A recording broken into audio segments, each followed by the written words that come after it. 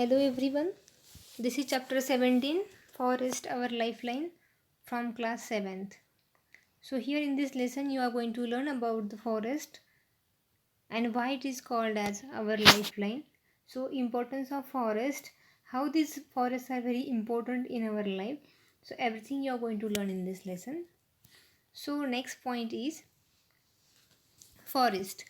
Now see here, if you see all these type of animals, so these animals means in all these animals, lion, tiger, elephant, monkey, deer, zebra, jackal, bison, boar, snakes, crocodile, porcupine, and this crocodile. So all like these animals are present. So these are the common animals which can be found in the forest. So first, forest from your childhood you are listening this word forest. So forest is nothing but it is a natural habitat. Habitat means shelter, means home. Natural home, natural habitat for many different kinds of plants and animals. So you know that in the forest many types of plants are available, many types of animals are surviving in the forest. So forest is nothing but it is a natural habitat, natural home, natural shelter of plant and animals. Now this forest provide food and shelter. Shelter means home. So food and shelter for the animals. So all these animals are getting food and shelter from the forest. Now see here. Oh, you have seen in the previous slide what type of animals can be found in the forest. But in this slide you can see these are the number of different of plants. Many variety of plants are available, and all these plants are available or they are present in the forest. So the forest is also a shelter or home or natural habitat of these plants also.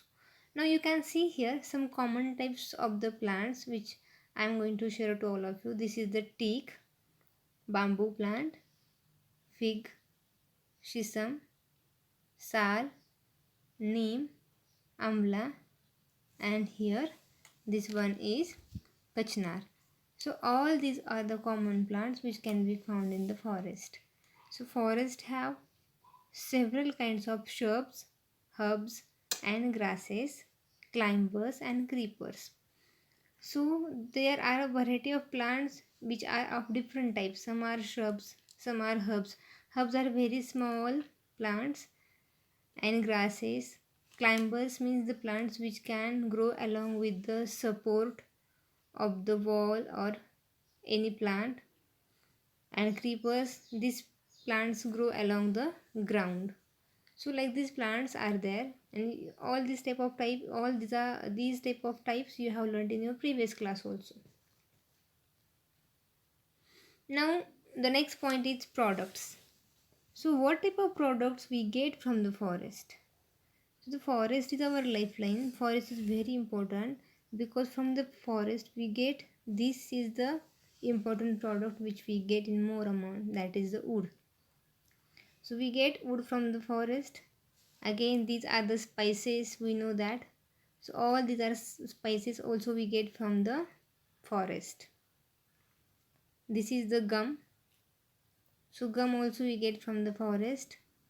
Different types of oils we get from the forest. Honey also useful product which we get from the forest.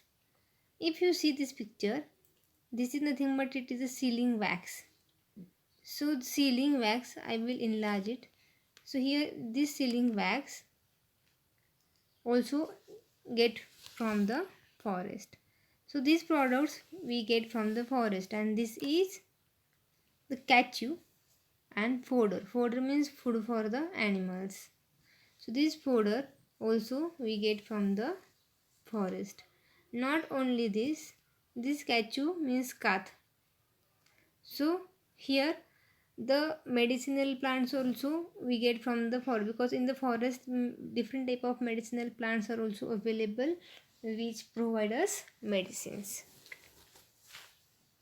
Now characteristics of the trees in the forest. some trees are growing in the forest. So what are the characteristics of those trees? If you see, this picture shows the variety of trees, and if you see, all the trees are not same. If you see, there is a difference in all the trees. So what type of difference is there? Branchy part of tree above the stem is called crown. Now see here, above the tree there are the branches. So the branchy part above the stem. If you see, this is the stem, this one is the stem. Above the stem, if you see, this is the branchy part. So this branchy part of tree above the stem is called as crown. Now see here, if you see all these pictures of the trees, you can find there are different types of crowns of the trees, and they are in different shapes. So here I will show you. Now see here, this part is the, 1 minute. If you see, this part is the stem, and if you see here, this I will circle, this is the branchy part above the stem. This one is also branchy part above the stem, and this branchy part above the stem of the tree is called as crown. And if you see this crown, the crown of all the trees are of different shapes. And next point is branches. Means we are going to learn about the canopy. What is canopy? Branches of all trees look like a roof over the other plants in forest. This is called as canopy. Now see here, in the forest there are variety of plants which are growing very close to each other, and the branches of the tree, when they grow near to each other, so the branches of the trees look like a roof over other plants. That is called as canopy. Now see here, here are many plants. If you see here, many plants are there very close to each other, but the branches of one plant grows over another plant. Branches of one plant grows over another plant. So now see here, this is looking like a roof. So this roof over other plant is called as canopy. And trees have different heights, crowns. We can see here, trees have different height, crown, shape of the leaves, flowers and fruits. So the leaf of the plants, flowers of the plants, shape of the plants, height of the plants and crown of the plant are not same. They are different as the plants are different. Now interdependence of the component of forest. Interdependence means how component of the forest are interdepending upon each other, how they are depending upon each other. That is called as interdependence of components of forest. But what are the components of forest? You have to know first. Forest has different type of plants and animals. As you learnt in the previous slide, they are autotrophs, heterotrophs, saprotrophs and decomposers. Now see here, so the forest have different types of plants and animals. So in plants also autotroph and heterotroph, saprotrophs and decomposers can be found. So in animal, decomposers can be found. Now see here, so all these are the components of the forest. So what is the autotroph? As you have learnt in the previous lesson also, green plants which prepare food by photosynthesis, that is called as autotrophs, means autotrophic plant. So the some plants are green in nature and they prepare their own food with the help of sunlight. So those are called as autotrophs. But heterotrophs are quite different than them. So heterotrophs are animals which get food directly or indirectly from the plants. So all the animals, even human being also includes in the heterotrophs. So there are some plants also which can be included in the heterotrophs also. But here the animals are included in the heterotrophs because they are depending upon the plants, other plants for the food purpose. Now saprotrophs. So what is the saprotrophs? These are the animals which feed on dead animals. Now see here, saprotrophs means animals or some saprotroph plants are there which can be feed on the dead animal or decaying animals or decaying matter. Now decomposers means some microorganisms are found in the forest. They are called as decomposers because they decompose dead plants and animals into humus. Maybe you have seen when you are passing from the road, or then you can see there is any animal which can be in dead. Then if that animal is dead, so after few days it gives very bad smell, and slowly that dead body of the animal start converting into humus because decomposers are present there. So in the forest all these types of components are available. Now food chain, if you see the food chain means how they are depending upon each other. Organisms which feed on plants are eaten by other organisms and so on to form a food chain. If you see here the example grass is eaten by insects, means insects starts eating grass. Grass is the food of insect, but insect is the food of frog, and frog is the food of snake, and finally snake is the food of eagle. So in this way, here you can see interdependence of these animals. So there are many food chains like this is one food chain. So there are many food chains in the forest, and all food chains are linked together. If any food chain is disturbed, it affects other food chain.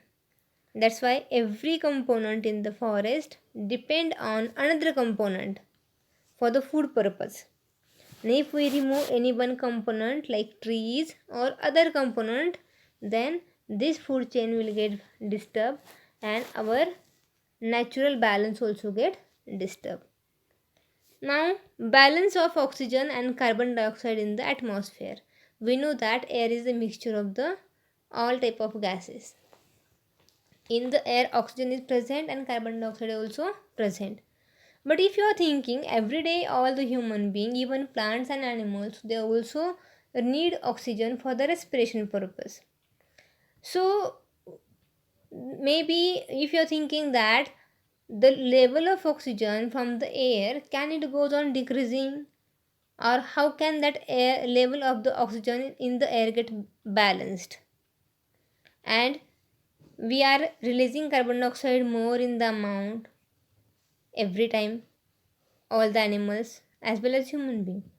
So can this level of CO2 get balanced in the air? So of course yes. So how it is get balanced? See here. So during the respiration, plants and animals take in oxygen and release carbon dioxide. During photosynthesis, plants take carbon dioxide and release oxygen. So the plant help to maintain oxygen and carbon dioxide balance in the atmosphere. That is why this is why the forests are called as green lungs. Now this is most important. Why the forests are called as green lungs? If you see here, if the amount of oxygen is used by the animals and human being, then these plants are preparing the oxygen. These plants are releasing the oxygen during a day. By which process? By photosynthesis. And here the animals are releasing the carbon dioxide, and that carbon dioxide is get used, that carbon dioxide is get used by the plants, means the oxygen level and the CO2 level is get balanced. Plants can prepare oxygen, animals can use, animals release CO2, plants can use. So in this way, in the atmosphere, oxygen and carbon dioxide balance is get maintained. The last important point of the lesson is importance of forest, means use of forest. Why the forests are very important? We should know, because nowadays, day by day, number of trees from the forest are goes on decreasing, and the forest also goes on disappearing. Now it's our duty that we should save the forest and we should preserve the forest because these are very important. So what is the importance of the forest? So first, it is a natural habitat for large number of plants and animals. Now see here, this is the natural habitat of lion, tiger, all the type of forest animals. And if we disturb this natural habitat, so this animal will enter in our society and they will harm us. Before few days in the news we have seen that a tiger entered in the village and kills 4 5 people, including a small girl. Why this is happening? Why these animals are entering in our area? Because we are responsible to destroy the natural habitat of those animals. That's why they are entering in our habitat. Now forests help in maintaining oxygen and carbon dioxide balance in the atmosphere. So this, as I told to you in the previous slide, how the balance of oxygen and carbon dioxide is maintained by the plants. So these plants are growing in the forest. That's why forest is very important. This forest helps in bringing good rainfall. Yes, if number of trees are there, then the rainfall also good. That's why every year we are planting more trees to get the rainfall. So forest helps to protect the soil from erosion because the roots of the trees hold the soil tightly and which can prevent soil from the erosion. Now this forest absorbs rainwater and helps to maintain the water table. When the roots of the plants hold the soil tightly, so that rainwater easily seep into the ground because there is a soil, and soil in through the soil the water will seep into the ground and the groundwater will increase. Now we get medicinal plant, timber means wood, and many useful things from the forest as I shown in the previous slide. Now many people live in the provide them forests provide them food, water, shelter and medicines. So in this way many people are living in the forest, they are getting shelter, food, water and medicines from the forest. So this is the importance of the forest. That's why forests are called as our lifeline, and it's our duty. We have to preserve, save all the forest. A number of plants we have to plant every year on the occasion of our birthday or any occasion we can choose, and we have to plant more and more number of trees. Thank you.